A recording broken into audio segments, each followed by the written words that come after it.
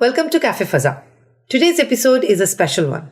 Not only are we supporting the UK government and Home Office in raising awareness about the critical issue of honor-based abuse, but this discussion also takes place during the UN's 16 Days of Activism Against Gender-Based Violence initiative, which runs from 25th of November to 10th of December. My first guest today is Caroline. She is an honor-based abuse community advocate.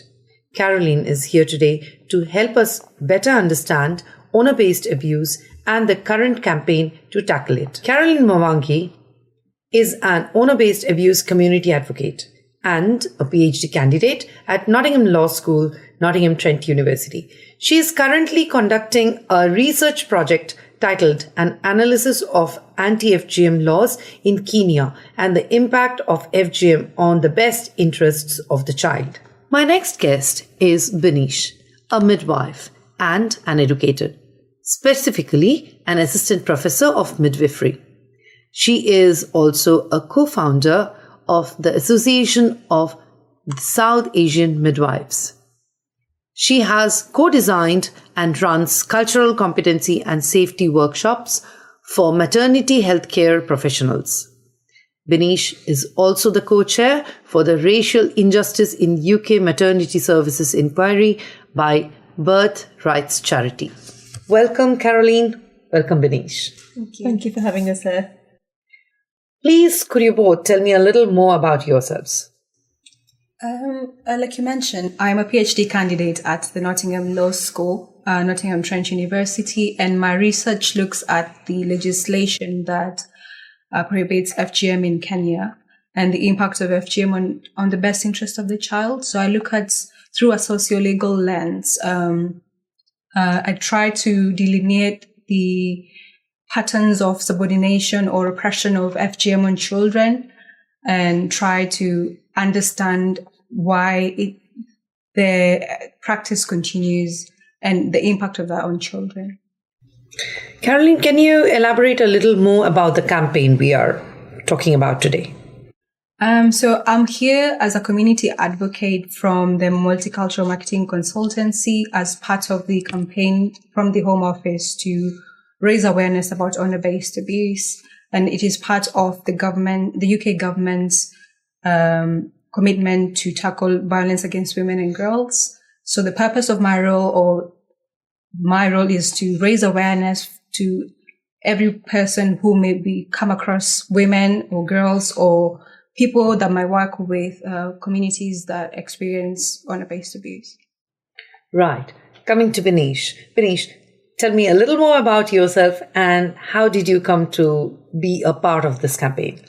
I work with ASAM, Association of South Asian Midwives. We are focusing on supporting marginalised midwives and also the communities that we care for, ensuring that there's equity in care and any challenge that might be needed to address those health inequalities that exist in the communities.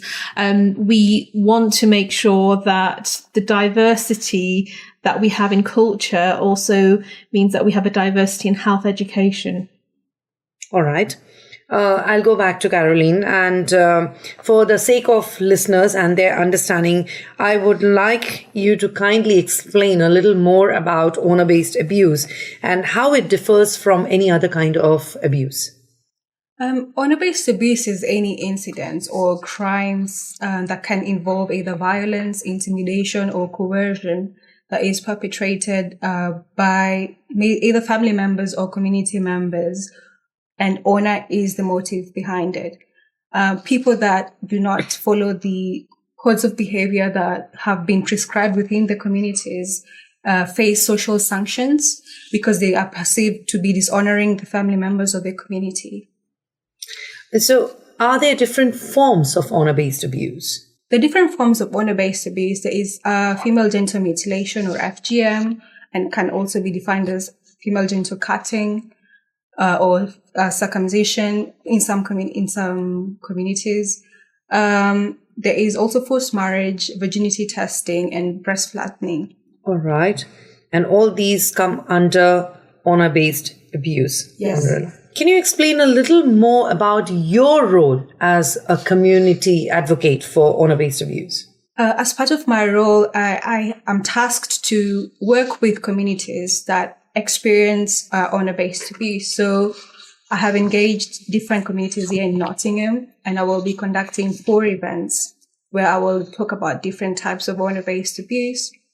But because of my expertise in FGM and forced marriage, I will be specifically focusing on those 2 forms of honor-based abuse, just to create a safe space for them to dialogue about these issues and to find a way to eradicate honor-based abuse and to provide survivors a voice to speak about their experiences as well. Right. Okay. That clearly explains your role. But what is the community's role in this? To understand that better, I have a few questions to ask you. For example, why is it difficult for individuals from some communities to speak openly about honor-based abuse? In many of these communities, there are hierarchies where power is unevenly distributed, and many people that are in positions of power usually use that power to either control other people, and then that makes it hard for other members of the community to speak up against authority figures or challenge them or challenge the status quo.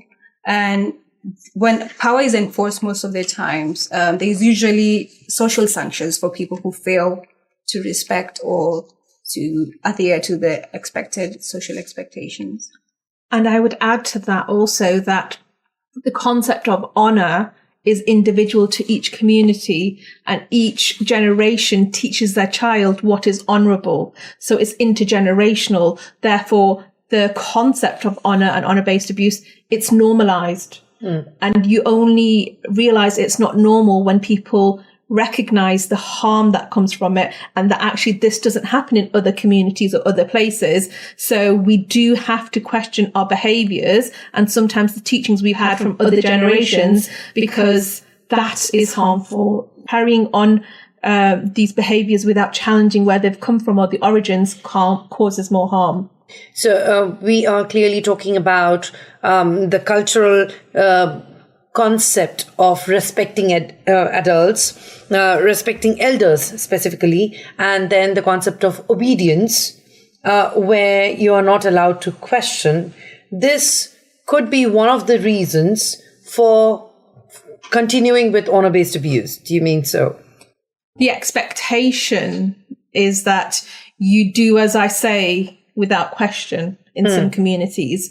And that is where we know there's a disparity between culture and religions, because most religions says go out, educate yourself, read more, learn more, question everything. So we do need to recognize that sometimes culture overrides behaviors, and how that is addressed will be individual to the person who recognizes that what they are going through isn't tradition, isn't normal, shouldn't be okay.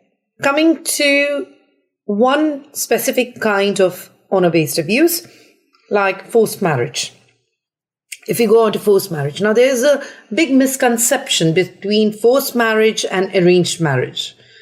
Caroline, would you be able to provide us a little more understanding on the difference between forced marriage and arranged marriage? Yes. With forced marriage, either one or both parties do not consent fully to entering into that marriage, and there's an aspect of pressure or coercion to get into it. And it may take physical pressure, it could be psychological pressure as well. But with arranged marriage, the family members might take a leading role into choosing a partner for a person, but the people involved fully consent into entering into that marriage. But when it comes to children, it doesn't matter whether there is pressure or not, or coercion or not. That's forced marriage under the law, and it's illegal. All right. I would also say that actually the concept of arranged marriage and forced marriage is misunderstood as you've already said, the reason it's misunderstood is because the words are used interchangeably in the Western media. So actually the Western media perpetuates some of these biases and stigmas that we hear. So it's absolutely our responsibilities to ensure that whenever this is happening, we correct that misconception to avoid stigma and biases occurring.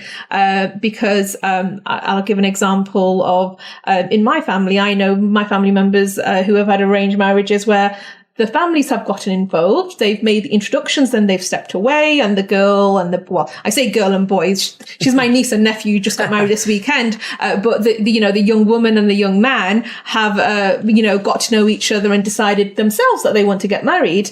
However, if the family had said they're getting married and then forced them, and it's the mental as well. I think sometimes people don't realize, but we have a coercion, and coercion is sometimes emotional blackmail. Oh, you don't respect me. You don't listen to me. You young people are doing this, this and this. You don't do this, this and this. How will I survive? Sometimes it does come to almost that level of emotional blackmail where the pressure of it is so insistent that people give in at the end because they don't want to cause harm to their family members that they love.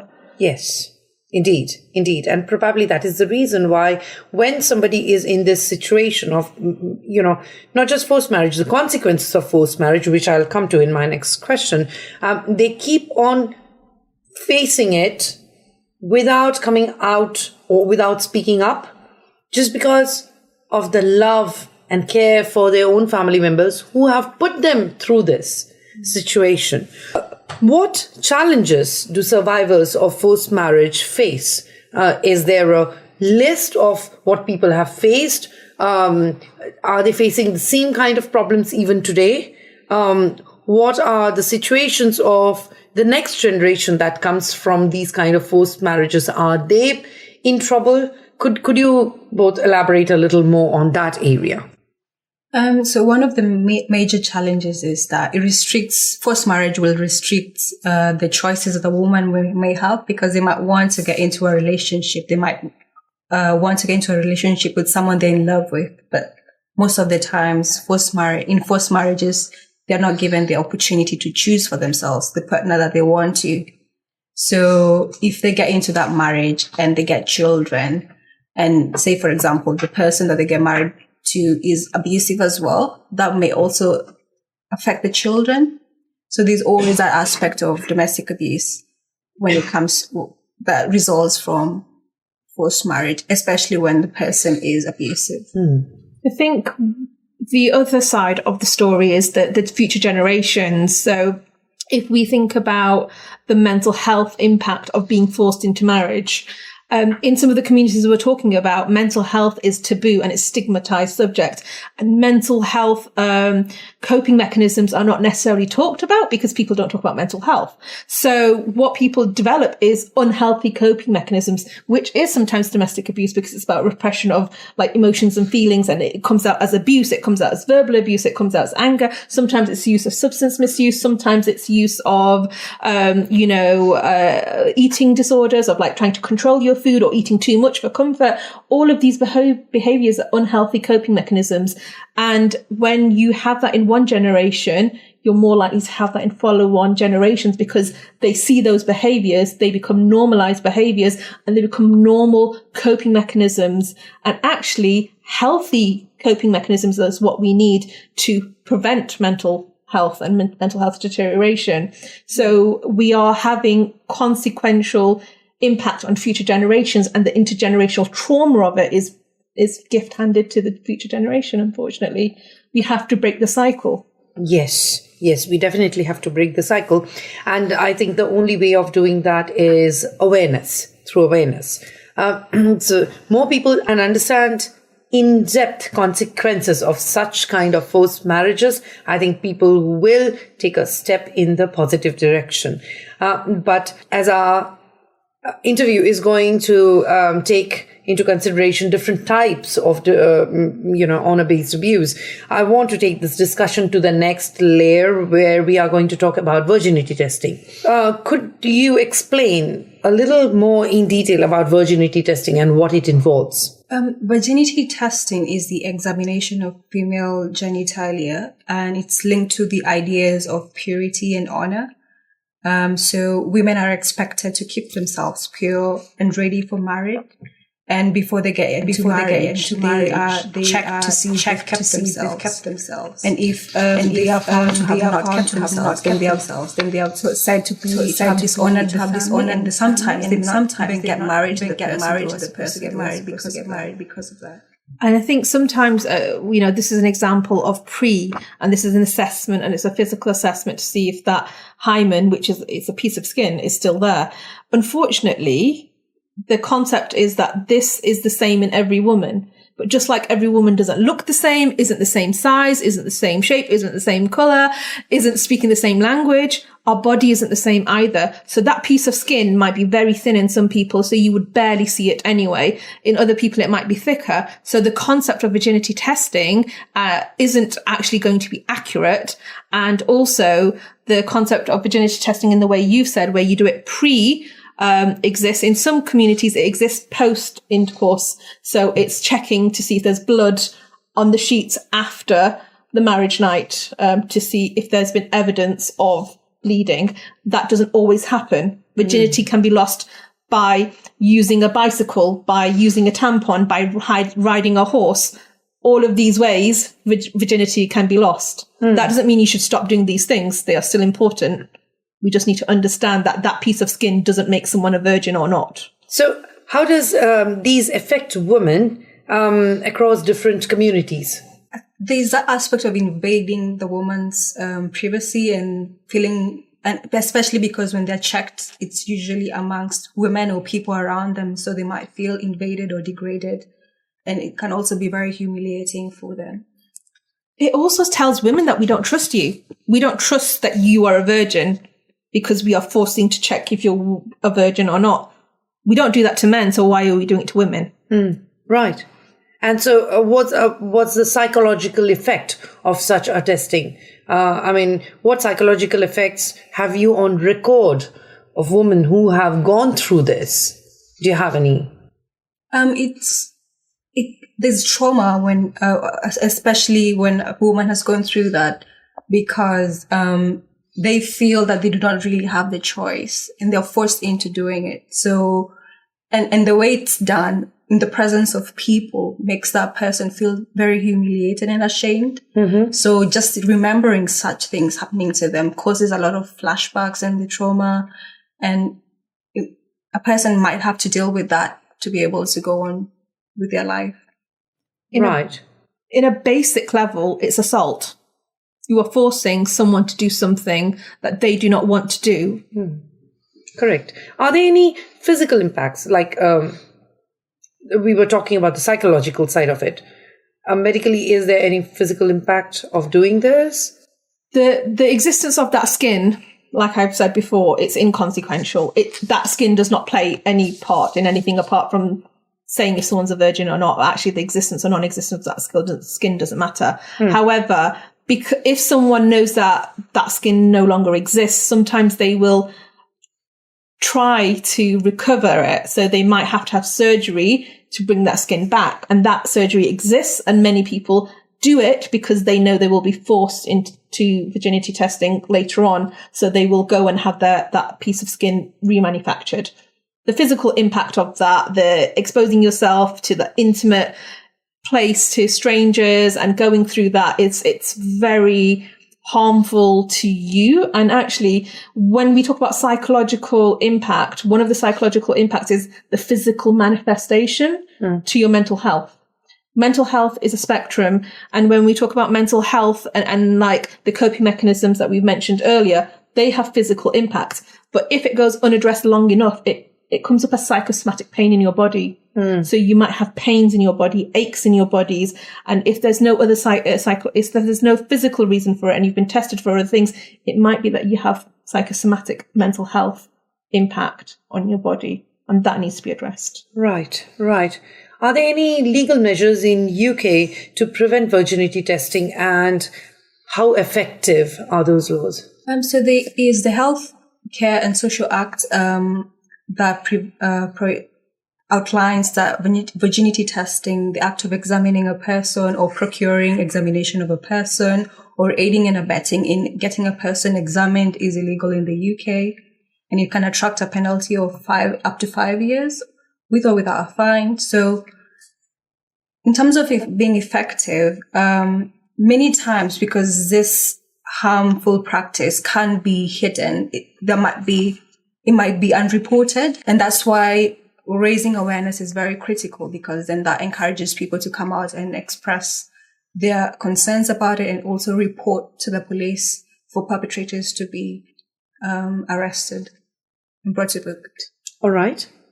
Can individuals, in both of your opinion, resist the pressure of undergoing virginity testing? And do you think that can be done without facing rejection or shame from their community?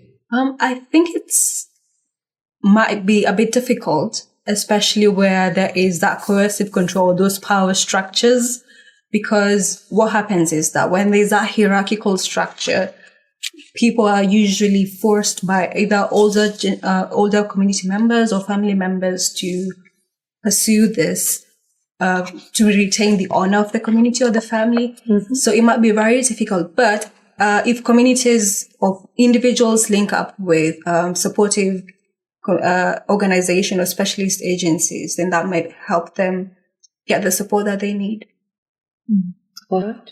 And I'll look at it from a different angle. I would say that actually, if you as an individual recognize this as harmful, then you should support those who you know might be vulnerable to these kind of examinations. How you do that might be signposting to the organizations that we're going to mention later today, or it might be just being there, supporting them, listening to them and being there for them, because that is so important. People feel alone and like they're the only one. And we need to show people that they are not alone and that they have support and they will be loved no matter what they choose to do. Going on to the next form of abuse, honor-based abuse. It's a shame we have to discuss so many of them and that they exist in such a modern world. In today's world is a disgrace on us. But as much we discuss, the better, because then I believe it's only through awareness, as we have already said, it's only through community awareness that we can bring a stop to these happenings. So going on to another very brutal kind of honor-based abuse, I don't know if I'm allowed to say so, but it feels, as a woman, I feel pained to talk about this, but we have to, is FGM. So could you please tell our listeners what FGM actually is and why is it done? Why is it practiced? Female genital mutilation is a Western term and it has been given by the Western world. I think we need to recognize that in the communities that we're talking about, it might have different names. We've already heard Caroline call it cutting or the cut, circumcision. In other terms and terminology, sometimes it's called kithan, ghadnin, kifad. All of these words and many, many more exist for what female genital mutilation is. So not everyone identifies as if they've had female genital mutilation. The existence of it has always existed around the world, including in the Western world. In the Western world, in Europe, they used to have a practice called clitorectomy, which is type 1 female genital mutilation, which is when the clitoris is removed. The clitoris is a part of the genitalia, which is very sensitive. It has lots of nerve endings going to it. The removal of that was believed in Europe that it would cure hysteria. In history, they think women had the walking womb and hysteria existed because they couldn't understand why women had emotions and why their emotions change so much. And the lack of knowledge and understanding around this meant that doctors were performing this operation in the Western world. So I think we need to remember that it's not just some communities that's done this. Actually, all the things we've mentioned before have existed across the world, but how they are continuing on in some communities is different to how they've been addressed in other communities, which is why we're here to raise the awareness. All right. Okay. So why do you think this is being practiced in the present world now, in the present day? So people, like I said before, normalize behaviors. If your parents have done something and their parents have done something and their parents have done something, this becomes normal. It becomes culture. It becomes a way of being accepted by society, by communities. To do this is for you to be accepted and for you to belong and for you to potentially be able to be a respectable woman to be married. Now, that is not the history of why this exists, but people don't question where the patterns have come from. So, for example, in the 15th century, it was a practice used on slaves, and it ensured that slaves remained virgins so that they could sell them for higher prices when it came to slave trade. In the 16th century, similar things happened. You were ensuring pregnancy and virginity were being maintained, but some anthropologists have found that actually herders would conduct this to avoid their wives and their children being raped while they've been away from their families for long periods of time. So it was a way of trying to protect families as well. So there's these concepts behind it. Do we need to do that now? No. But do we do that now because we haven't questioned those cultural behaviors? Yes, we do, unfortunately. So are you trying to suggest that in the present day, there are some perceived cultural and societal benefits that are helping FGM to be continued? I think it's harm. I wouldn't say they're benefits. I would say they are harm. However, it can be perceived that you are more acceptable for marriage, or it's you being welcome to womanhood to have these procedures done. Now, the problem is it's done by women to women. Yes. But we can't say that it isn't a patriarchal practice, because historically it has been a patriarchal practice.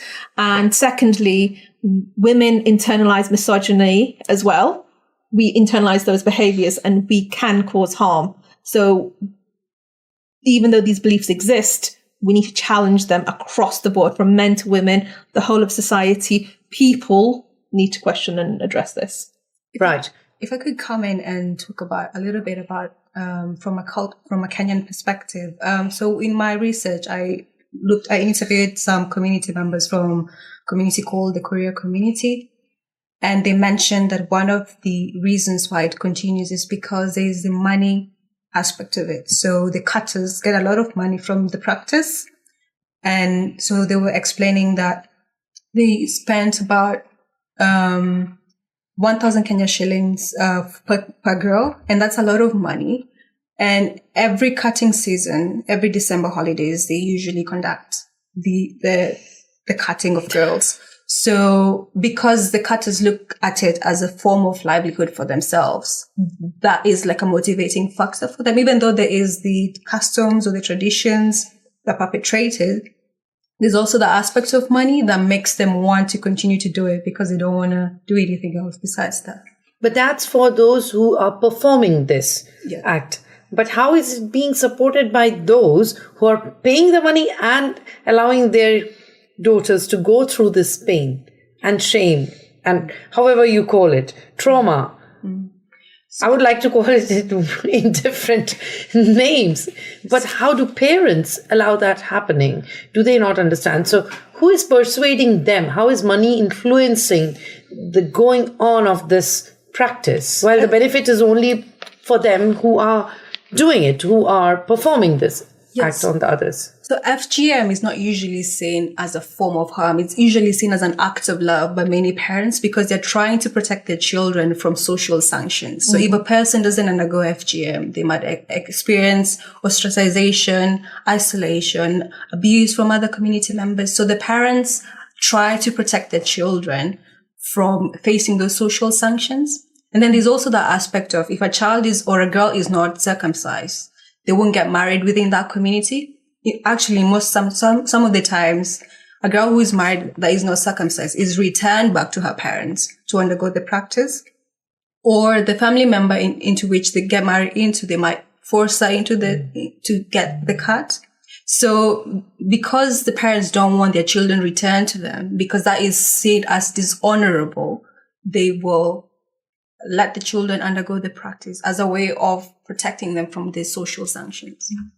And a lot of times people have had this done to them as well. And then it's normal because I've had it done. So what makes you different? Why are you not having this done? It's, look, I'm married to your dad. We're happy. Don't you want to be married? Who's going to marry you? Those behaviors and that emotional blackmail then comes into it again. And like you said, it is out of love, but it causes harm.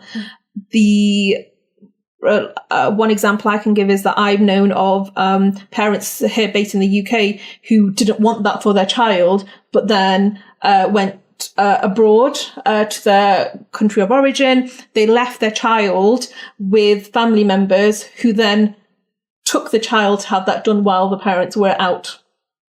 So even if parents don't want it and want to break the cycle, sometimes the culture exists so strongly with the wider family and the wider communities that people are still being impacted.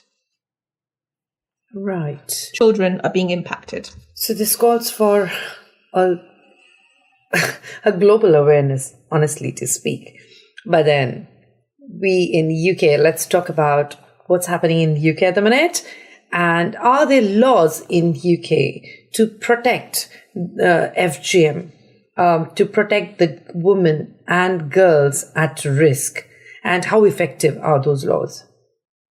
We do have the FGM Act of 2003 that prohibits committing FGM in the UK, but also committing the act outside of the UK. So there's that extraterritorial effect. If you take a person who is a British national outside of the UK and they undergo FGM, either whether you procure it or you aid and abet, then that is considered as a crime in the UK. Mm-hmm. And you can face a maximum imprisonment of up to 14 years.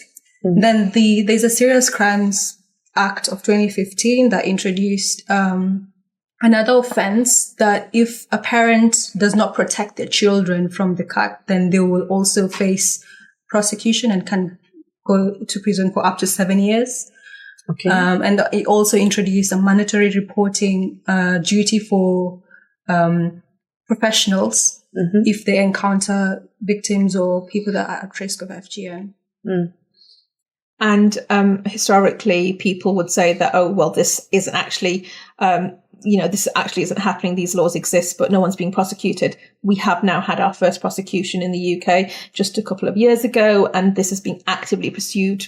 Right. Okay.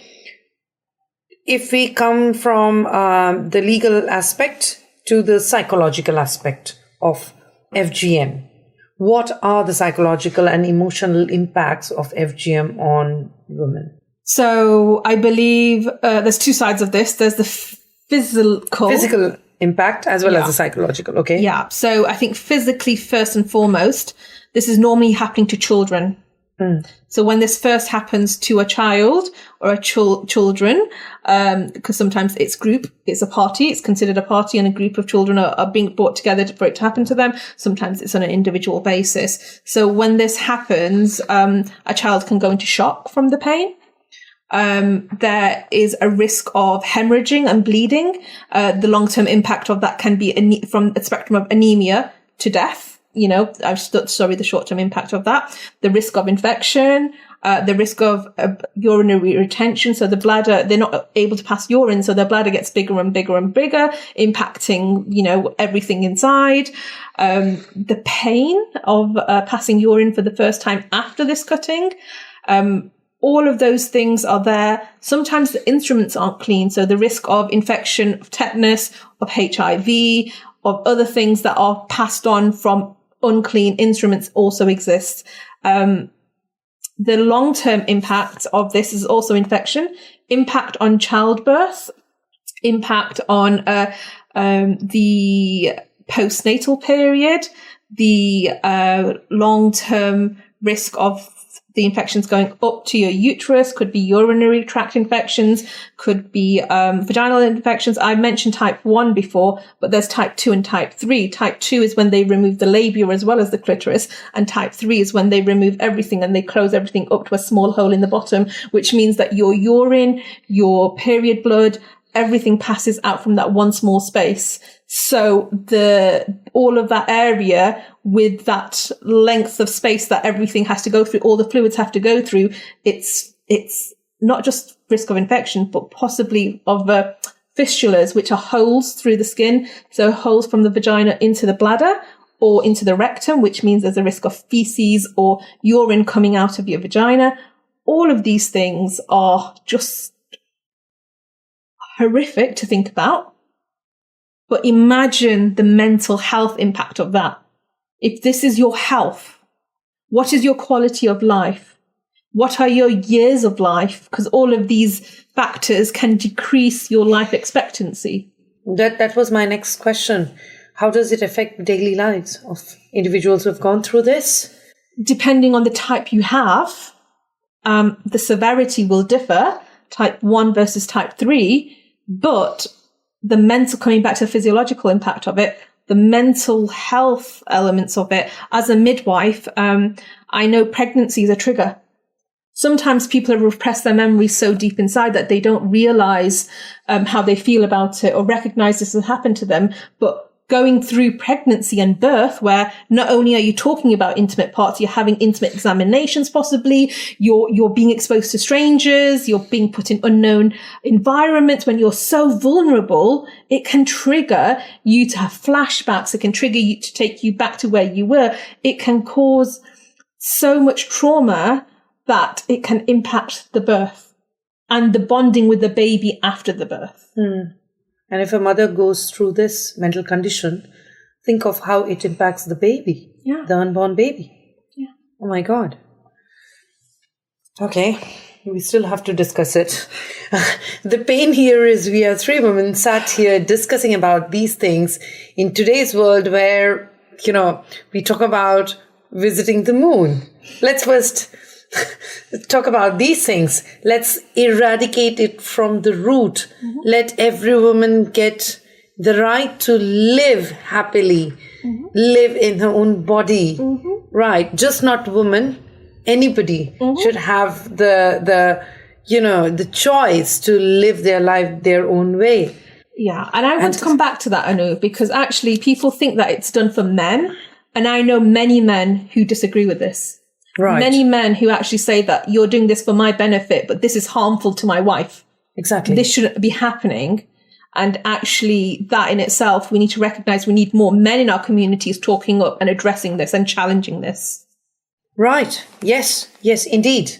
For any kind of honor-based abuse to be completely abolished from the community, just women, just a section of the society will not be able to eradicate it as long as every single individual man, woman, or anybody who feels themselves otherwise, however you feel yourself, do not stand against it and stand very strongly against it.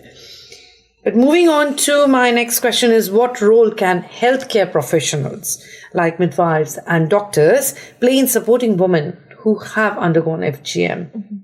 I think, first and foremost, I'd like to address the stigma and bias again. And sometimes there's biases that only this community has it and only that community has it. But there's, FGM is any sort of anything that happens in your genital area, which includes pricking, it includes burning, cutting of any sort, and piercings.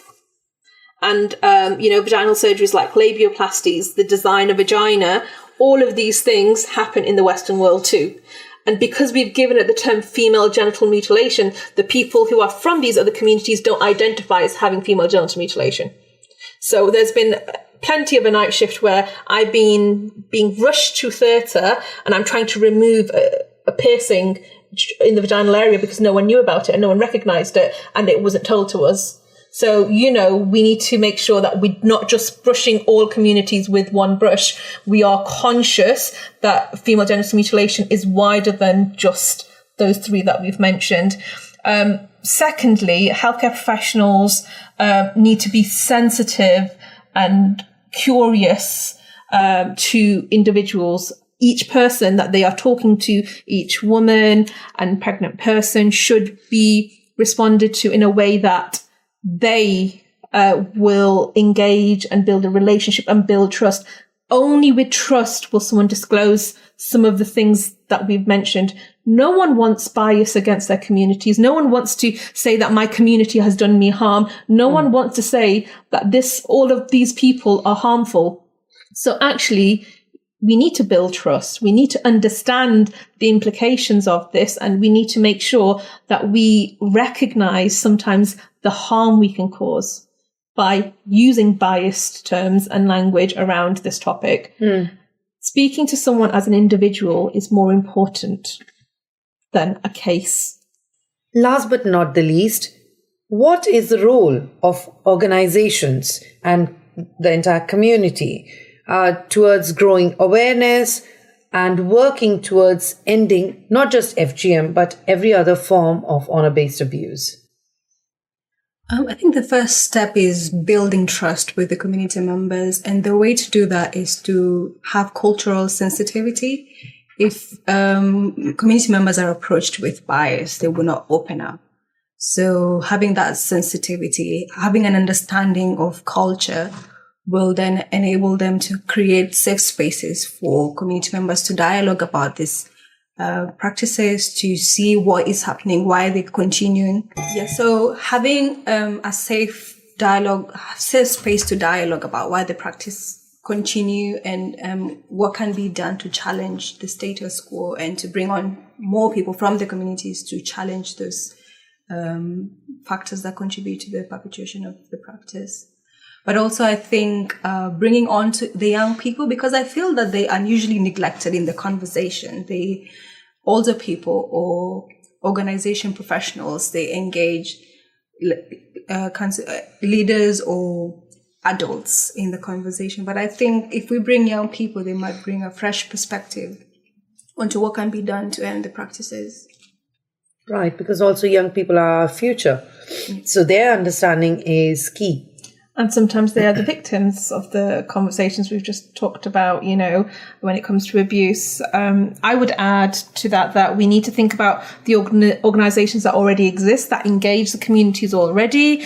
Sometimes that's faith organizations. I know some of the practices we've discussed are considered faith or originate from faith. However, our faith-based organizations and the temples, the mosques, the churches, the different faith-based organizations, they need to address the scriptures and actually teach the communities about what the scriptures actually say. People sometimes have misinterpreted information and passed that down generations, whereas we know that in factually speaking, all the scriptures permit the abuses we've talked about today. So we need to correct the conception. We need to also, like you said, enable to have an educated conversation. And after correcting the scriptural misconceptions, people then need to talk about it and understand what they have misunderstood. Because only when you know what is wrong will you address the issue. You need to accept it's wrong first to then go on to change your practices. We've talked about breaking the cycle. If you break the cycle, you change and evolve. Correct. I also think bringing on the survivors to speak about their experiences can be a powerful tool to cement the impact that the practices have on people, because stories have a way of cementing the impacts of the practices. So I think giving them a voice and enabling them to just speak up and just speak their minds about the impact or the effects of the practices can also be significant in raising awareness. All of this research has been done by people who don't belong to that community or might not be representative of that community, and therefore what we see is interpretation without understanding nuance and getting to the kind of core of the issue. So it's great to hear that Caroline's doing her PhD in this, because she can look at it from an informed lens. So we do need to think about participatory action research, where we bring people from the communities into research.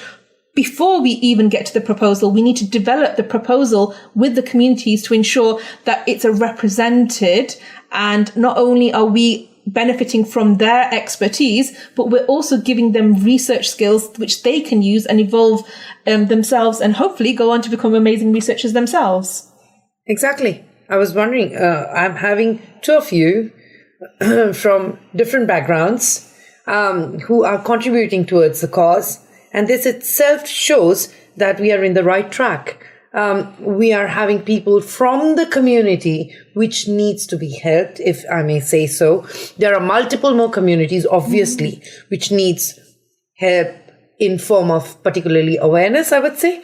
And I have been stressing a little extra on awareness because I think the only way I can feel after discussing with you and hearing about it all, that awareness is key elemental thing right from childhood. Now, when I say childhood, one thing that I was thinking over and over again is what is the age range that individuals come to harm with, honor-based abuse or come to be harmed by honor-based abuse? If I could speak specifically to FGM, so usually it happens to girls who are adolescent age, but because there has been a lot of awareness raising in many communities and there is international organizations that are speaking against FGM, there is legislation that have been passed in different countries prohibiting FGM. Some of the communities have reacted to that and have started circumcising or cutting girls who are younger than adolescent age. So I think it's also be important to recognize that some children are cut at a younger age than the predominantly. And what age is that? From even as young as 5, 9. Oh my God. So it's really, I would call it an epidemic and it should be addressed. And is it that bad? The age range goes up until, marriageable age. So it might happen to someone we know that as, there is more education and awareness, people are getting married later. So it can be going on to your 20s, your 30s, possibly later. It's rarer for it to be later, but it exists at that spectrum. So we have a huge community of people or individuals who can be harmed, and a huge section who are completely incapable of understanding and making any decisions, like the young children. Even at adolescent age, they are not in a position to make any decisions of themselves. So what are the other organizations, would you say, that should come into action to, increase awareness about it? Do you think, or would you think schools should play an active role in this? Or it could be traumatic to discuss such things with children? I think there's a space, but what is harmful is people who are uneducated in this arena, who don't understand the nuances, who are potentially perpetuating biases.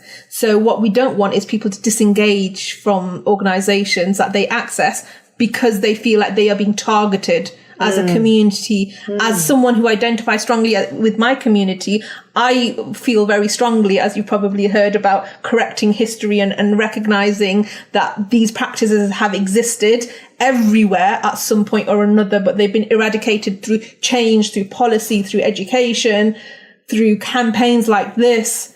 We need similar campaigns for people by people who are informed. The conversations we've been able to have today are because we have an understanding of the community and the nuance and how to approach this conversation sensitively. And that is important, that whichever organization carries out this work, they have the education. I run cultural safety and competency workshops, which actually forms a basis of values clarification and attitude transformation. It's recognizing that our values don't always align with our behaviors because we have unconscious biases. And only when you recognize that can you approach conversations that are so sensitive in a sensitive manner. In a manner where it's safe to have that conversation, where it's two-way rather than someone's coming in and telling me I'm wrong. Perfect. Yes. So we've talked about organizations, but as individuals, if you have heard anything today that shocked you, that you have never heard before, then please recognize your privilege, because this isn't impacting you or your community. Please understand and read about this. Please recognize that this exists and think about how you can be a safe space for someone who might be impacted by this. Right. Are there different organizations working in the UK at the minute towards eradicating honor-based abuse? Could you name them? Could you let people know who to reach out to or which organizations to reach out to in case of necessity for different kinds of honor-based abuse?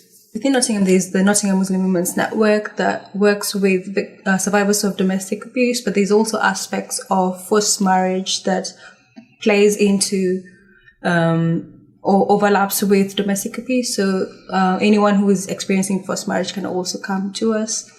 There is also the NSPCC, which protects children. So anyone who's concerned about a child at risk or a child that have already been victimized, they can also speak to them.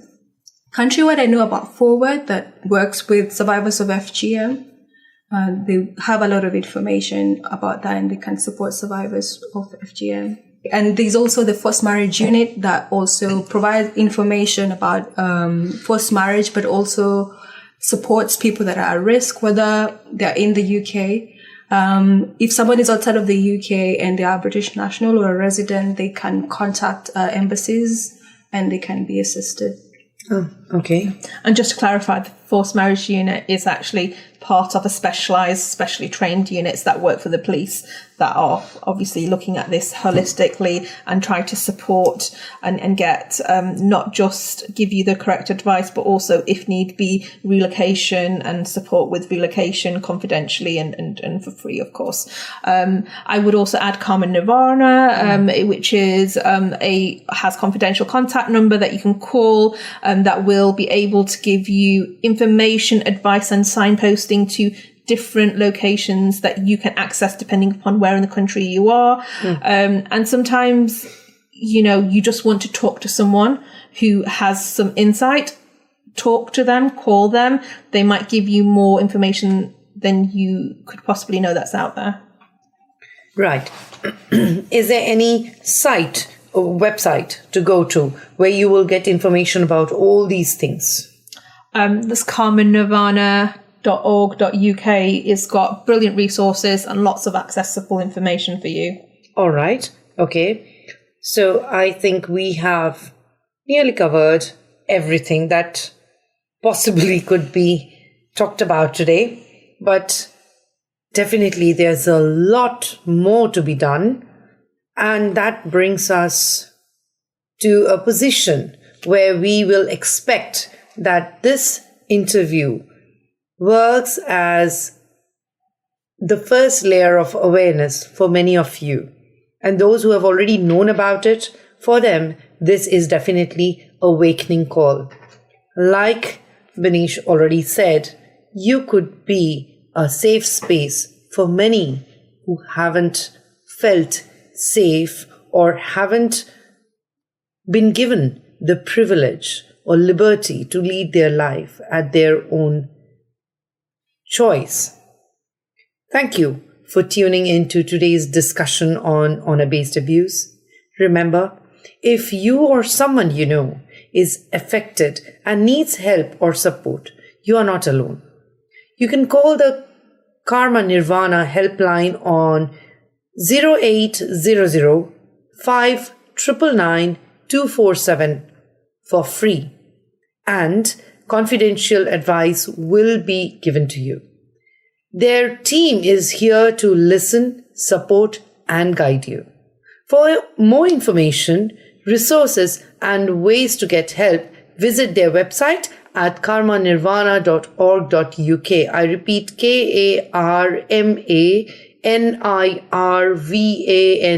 KarmaNirvana, karmanirvana.org.uk. Let's continue to raise awareness and work together to create safe and supportive communities. Thank you for listening and take care.